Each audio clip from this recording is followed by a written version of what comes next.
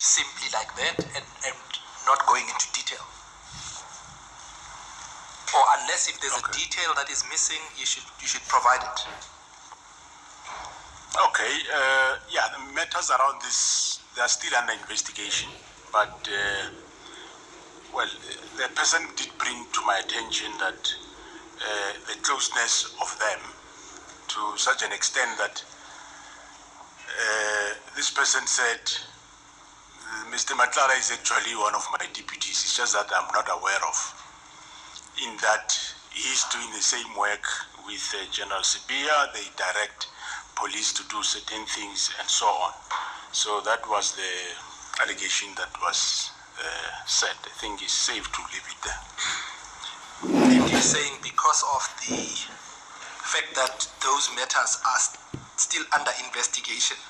Correct. They are still under investigation. Yes.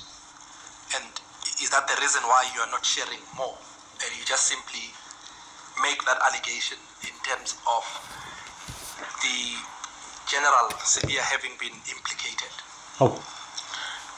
Yeah, I think it is safe to leave it there because it's still under investigation, so it might not be good to give everything while it's still under investigation. Thank you. Right. If you can then proceed,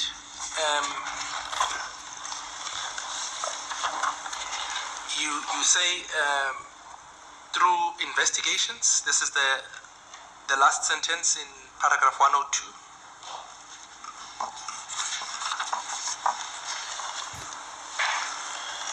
Yeah, the operation conducted at Mr. Matlala's house, actually that's what I just said, to say that originate from a referral from me, in particular a concerned party that requested a meeting with me, and upon the meeting, the person implicated Mr. Matlala and also said Mr. Sibia is closer to Mr. Matlala. It was expressed that Mr. Matlala is involved in various crimes and suspected to be involved in the kidnapping of Mr. Jeribu Sugar. Given this background, because this person did tell me that I'll find it quite difficult to, according to her, he or her, to find a justification to choose a specific investigator in Gauteng. Hence, then I approached Lieutenant General Timsanu Kumalo to conduct this investigation. Through investigations, it was established indeed that Mr. Matlala is a person of interest, which resulted in the search to his premises on the operation of the 6th of December 2024.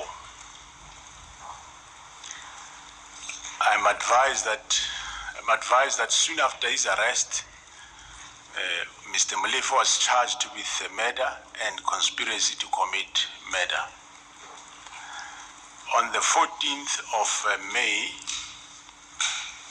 2025, Mr. Matlala was arrested on 3 counts of attempted murder and conspiracy to commit murder. And then you proceed, you state that these 2 individuals have now been formally charged with serious offenses for which harsh sentences are imposed by law if proven.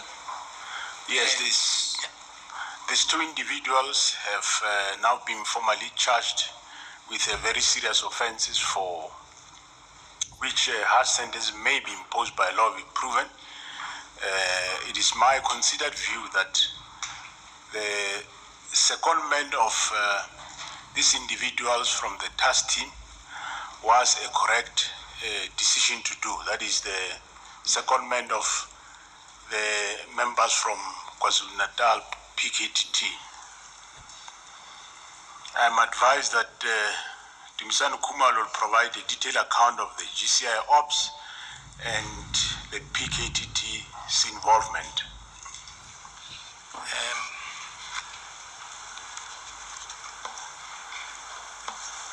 Mr. Kumalo or Lieutenant General Kumalo will give the details regarding those two takedowns of the 6th of December and the issues surrounding those activities. And as you indicated, he'll also deal with the statistics